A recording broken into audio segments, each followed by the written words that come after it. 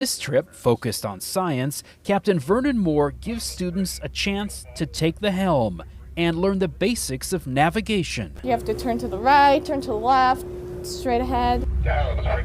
Really exciting to get kids down on the water. Bob Houston is executive director of the Youth Marine Foundation, which partners with the Port of Tacoma to help build the workforce of the future. The idea is to create a bug, create a spark, create an interest, and get kids interested, and it could lead to a whole variety of things, including careers, job opportunities, all kinds of fun stuff like that. One of the pillars of our strategic plan, our 5-year strategic plan, is investments in workforce development. We know that we need to take a leadership role in creating the workforce of the future for the maritime industry.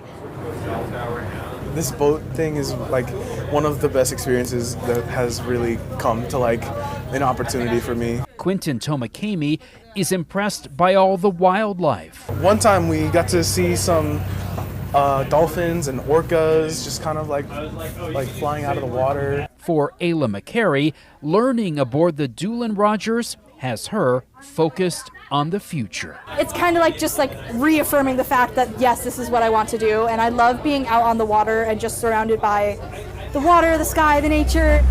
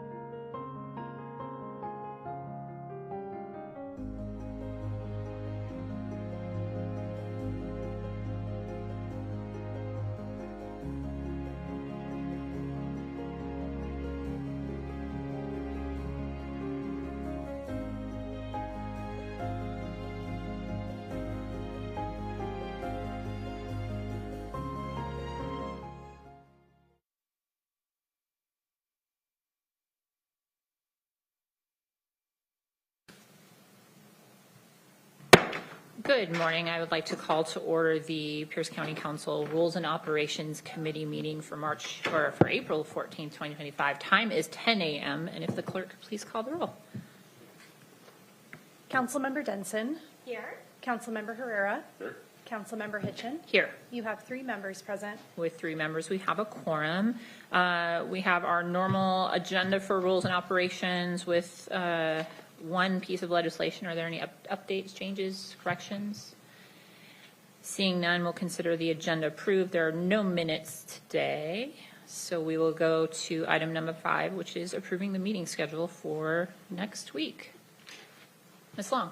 All right, thank you and good morning. This is your meeting schedule for April 21st through the 25th. On Monday, the 21st, beginning at 10 a.m., you have your Rules and Operations Committee meeting. You'll be approving the meeting schedule for the week of April 28th through May 2nd and the council agendas for April 28th, 29th, and 30th. At 11 a.m. is your regular Monday study session. In addition to your usual agenda items, you do have 4 grants to review. These are all Washington State Department of Transportation grants. The first is Fox Island Bridge steel girder painting. Next is the Fox Island Bridge replacement. Then you have the bridge deck rehabilitations. And finally, you have the Fox Island Bridge girder repairs.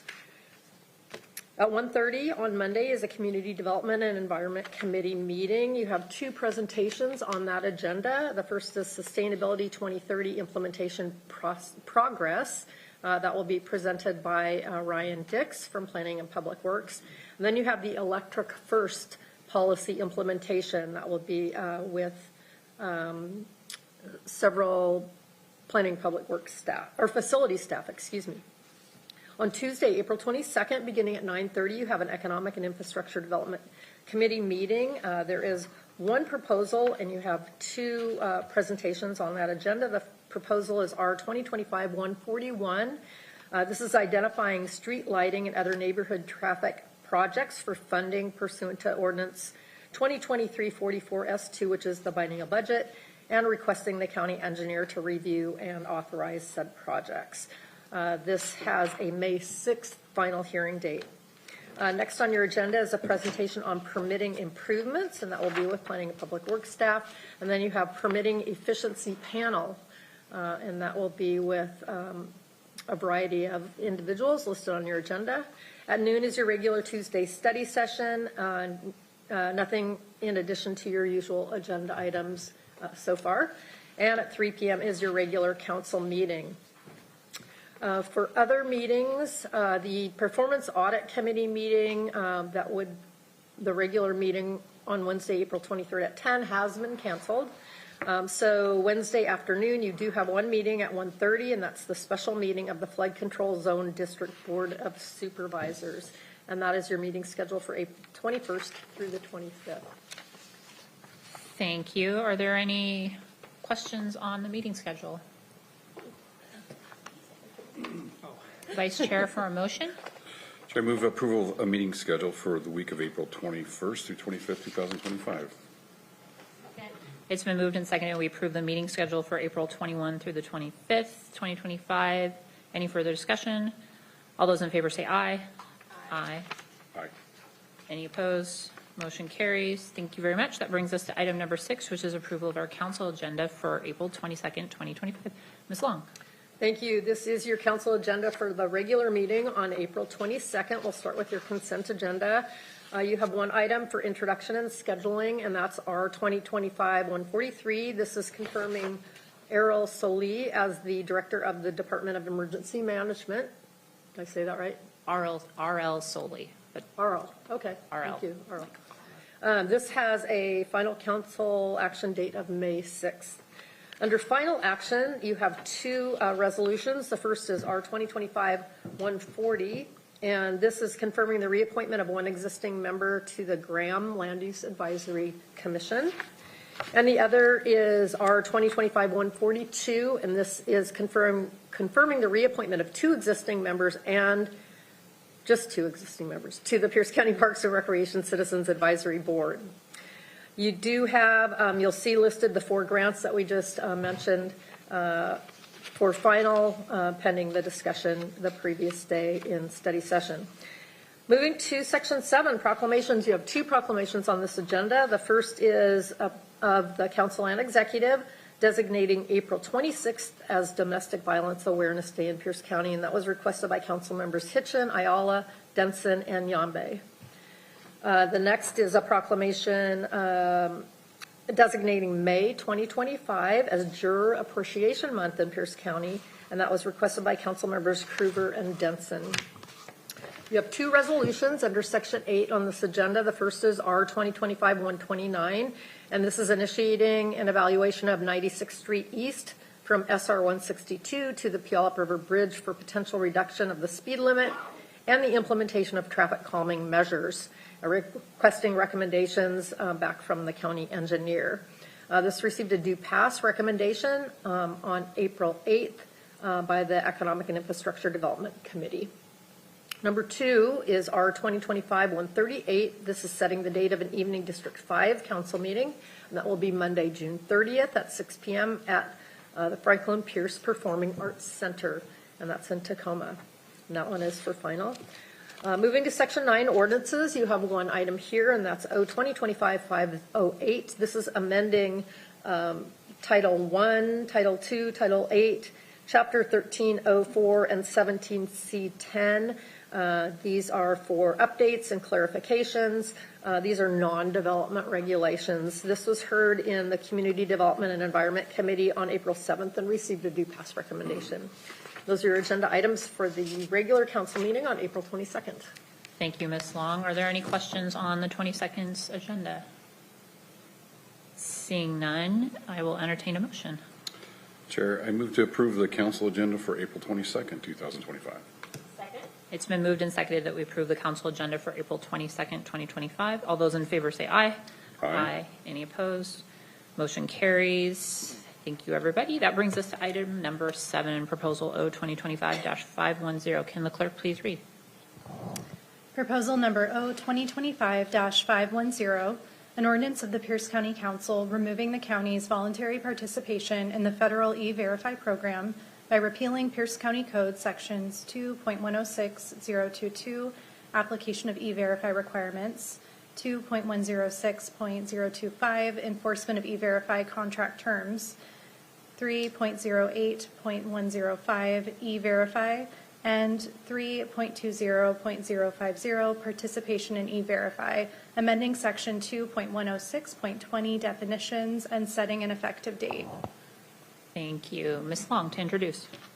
Thank you. So the Pierce County Council adopted Ordinance 2009-74S back in 2010, mandating that the county enroll in and use the E-Verify program to verify the employment eligibility of all persons to be hired by the county as county employees and as a condition of the award of certain contracts. The proposal before you today would remove the county's voluntary participation in the federal E-Verify program and repeal certain chapters and sections of the code and modify others accordingly. Just as background, E-Verify is the electronic verification of work authorization program of the federal government. E-Verify is a voluntary program. However, employers with federal contracts or subcontracts that contain the Federal Acquisition Regulation or the FAR E-Verify clause are required to enroll in E-Verify as a condition for federal contracting. The Pierce County Code currently provides that as a condition for the award of any county contract for public works in excess of $100,000 or any other county contract in excess of $25,000, the contractor shall enroll in the E-Verify program with certain exceptions as listed in the code. There are certain concerns that are outlined in the ordinance before you, such as concerns about the federal E-Verify program, such as the wrongful denial of employment opportunities for certain U.S. citizens and legal immigrants that create unnecessary obstacles for workers seeking lawful employment as a result of significant inaccuracies in E-Verify due to errors in government databases, undue administrative and financial burdens on contracted organizations, particularly small businesses and nonprofit service providers by increasing compliance costs, paperwork, and potential legal liabilities. disproportionate impact on marginalized communities, including individuals with foreign-sounding names and immigrant backgrounds, leading to increased discrimination in hiring practices, duplicative and unnecessary administrative burdens on businesses, organizations, and contractors working for the county by requiring compliance with all federally mandated hiring practices, including completion of Forms I-9 and additional verification through E-Verify, and also the association of E-Verify with the immigration enforcement arm of Homeland Security has caused anxiety within immigrant communities, discouraging eligible workers from seeking employment and service providers from contracting with the county. The ordinance also cites some benefits from removing the county's voluntary participation in the E-Verify program, such as promoting trust between the county and the diverse communities it serves, while enhancing service delivery and reducing administrative burdens, and also enhancing efficiency in the county contracting process, allowing for a shorter timeline and improved collaboration between the county and its contracted organizations. The ordinance further points out that the county and its contractors will continue to use the E-Verify program when required by federal contracts or subcontracts that contain the federal acquisition regulation E-Verify clause. This has an April 29th final hearing date, and the fiscal impact statement says no or de minimis fiscal impact for this. And I do see executive staff who is willing to further elaborate and answer questions. Thank you. Thank you. Ms. Murray, do you have anything to add or want to introduce from the executive side? Thank you. Again, my name is Julie Murray. I'm Executive Counsel to Pierce County Executive Mello, and I'm here today to support this proposal to repeal the E-Verify requirement on non-federally funded county contracts and on county employment. At its core, this proposal removes a flawed and redundant administrative requirement so that we can more efficiently hire authorized workers and more easily do business with small businesses and community-based organizations that provide services to and for the county. Currently, the Pierce County Code requires contractors to enroll in the E-Verify program for public works contracts over $100,000 and for any other contract with the county over $25,000 with limited exceptions.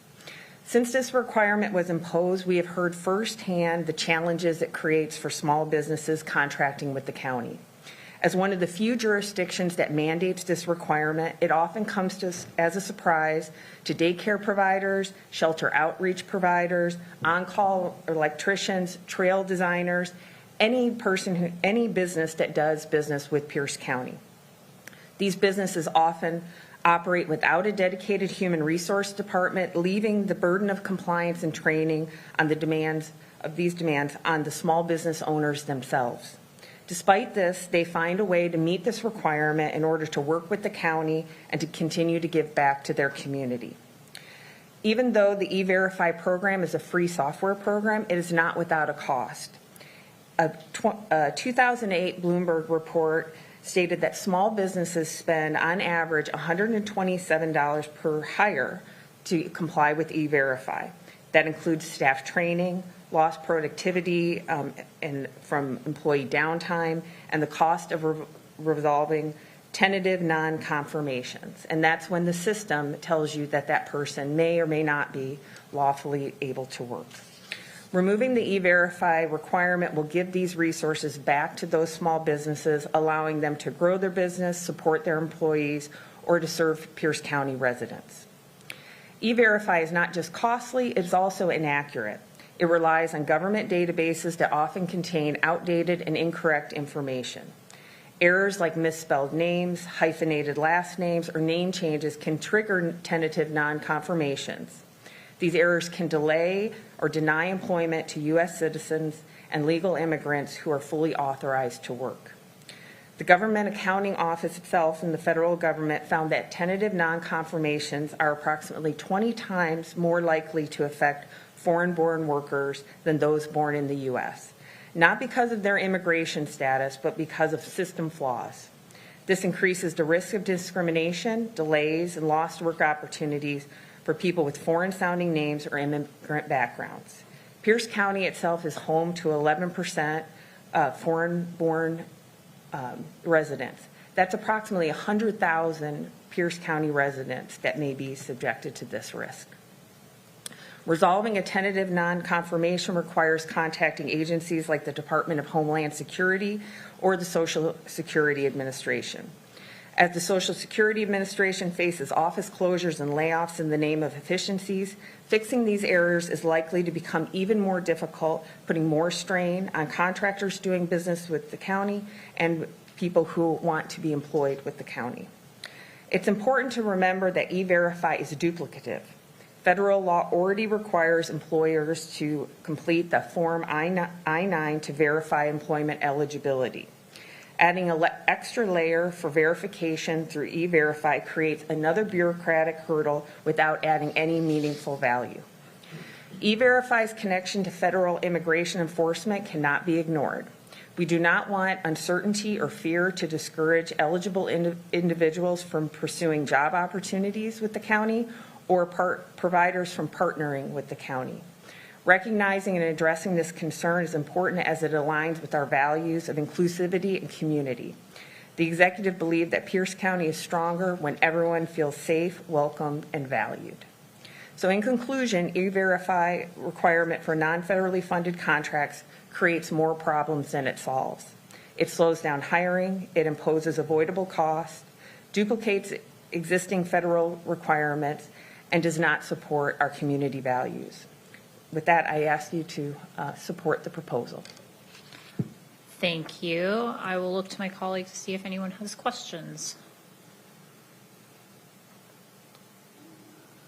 Okay, I'm not seeing any. Thank you, Ms. Murray.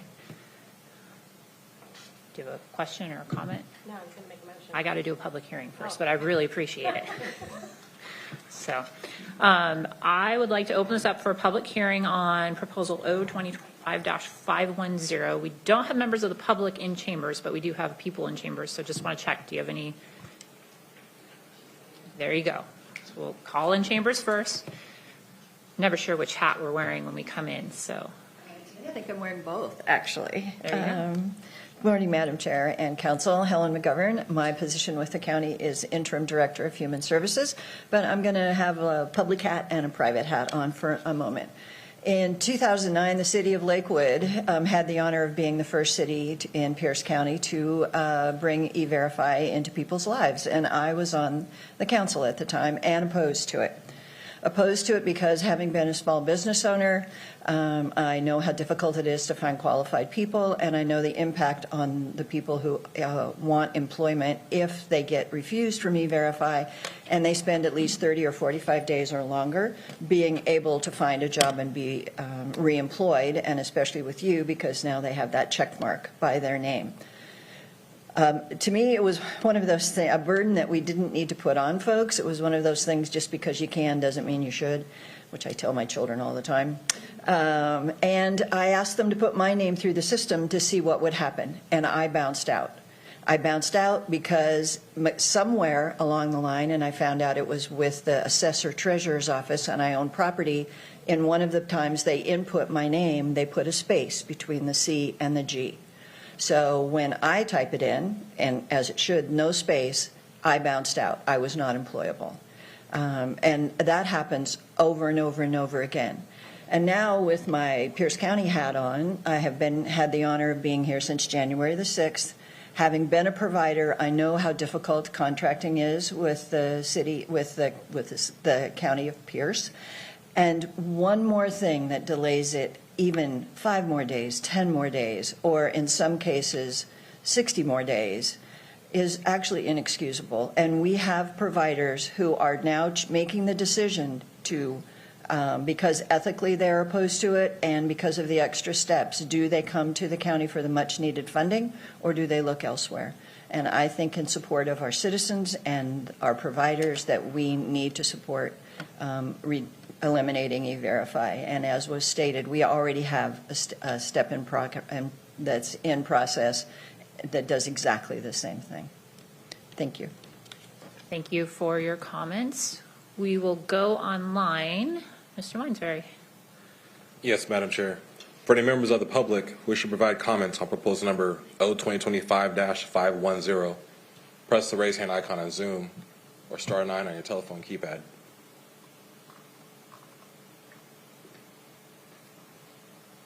And Madam Chair, I see no hands. With no hands raised, we will close public comment on this and bring it back before the committee. My comments, I'm going to make some comments before I ask for a motion. I've been working on this at the national level with the National Association of Counties, just asking the federal government to fix the error rate. And the error rate, as of 2024, was being reduced. I have no idea what's happening today. But it marginalizes people in the workforce. And by that, I mean it basically creates a system where people who have changed their name, who predominantly tend to be women, foster youth, young people who are trans, and then we have the entire group of community members that have immigrated or have names that go back to ancestors that have been here for a long time that just are not Johnson, Smith. They don't just cleanly come off a piece of paper. They're not easy to type in. They have accents, they have hyphens, they have name changes. And all of those within that community get flagged and picked up by this system for no fault than just wanting their name to be their name. And names are important. And so this system duplicates something that we already do, and it flags people and makes them feel like they're doing something wrong when all they're doing is somewhere in some internet space, their name is spelled differently than how they put it on a piece of paper, because the I-9 form will not allow us to employ people who are undocumented as a county government. We already have that. So it's a waste of time. It makes people uncomfortable. It has lots of mistakes. It's a lose, lose, lose, in my opinion. So I really appreciate this coming forward and hope that we'll have support. So Committee Member Dunstan. Yes, thank you. I agree with all of your points. I thank the folks who testified and the Executives Department for coming and laying out really all the reasons, so I don't want to repeat them. I'll just highlight, in addition to, Chair, what you mentioned about how it's duplicative and how it's burdensome on our job applicants. And I can't imagine trying to fix errors at this point. It would definitely take 30 to 45 days. Meanwhile, the job may be gone and they've got to start all over again. That's definitely not fair. But I thought the points made about how we can reduce our contracting time here at the county were really salient to me, because we get so many complaints and concerns from contractors, whether they be nonprofit or small businesses, that are just trying to fill gaps that we've identified to the point where some organizations won't even apply because it's so burdensome and it takes so long, and they don't have the money to front their operations while they're waiting to try and fulfill all the requirements to get reimbursed. If this is something that will help with that, which it clearly is, then I'm all for it. And then anything that reduces unnecessary regulations and bureaucracy on our small businesses, which include nonprofits as well, is something that I think we all agree is a positive. If it's duplicative, if they're already required to comply with federal law in this way, there's no need for us to stack paperwork that not only takes time, but requires resources, including financial resources for our small business owners and our nonprofit community leaders. So I would love to make a motion, unless there's more lights, maybe. You would speak to it? Okay. I can make my motion after then. Thanks. Vice Chair Herrera. Thank you, Chair. I think this came before us a few months ago when I talked a little bit about the part of it. One of the biggest things, my former career as a law enforcement officer, was fighting against fraud. We talked about fraud. One of those things is Social Security numbers. Your Social Security number is one of those things that we protect quite a bit, and that's one of the first things that gets stolen and used fraudulently. And that's pretty much your whole identity. Part of the E-Verify process of this is matching the name with the Social Security number. And those two things are really important. I mean, everybody here has a name, which is really important, and it goes with your Social Security number. E-Verify helps match those name ups. It's really, really important to get that, to make sure that these folks are eligible to work for the government and things like that. So, and then, just on those lines, I think it's a protection of American workers here also. I'd like to hear possibly from the unions of what they think about some of these things on E-Verify. But for those reasons, I'm not going to support this moving forward. So that's where I'm at for right now. Okay. Thank you for your comments. Committee Member Denson? Oh, I was just in the queue. Would you like to make a motion then? Sure. Now, I would like to make a motion to move proposal number O-2025-510 be forwarded to the full council with a due pass recommendation. Second. So it's been moved and seconded that we forward O-2025-510 to the full council with a due pass recommendation. Any further discussion? All those in favor say aye. Aye. All those opposed? Ayes have it. Motion carries. We will forward O-2025-510 to the full council with a due pass recommendation. Is there any further business before the committee this morning? Seeing no other business before the committee, we are adjourned. Thank you, everybody.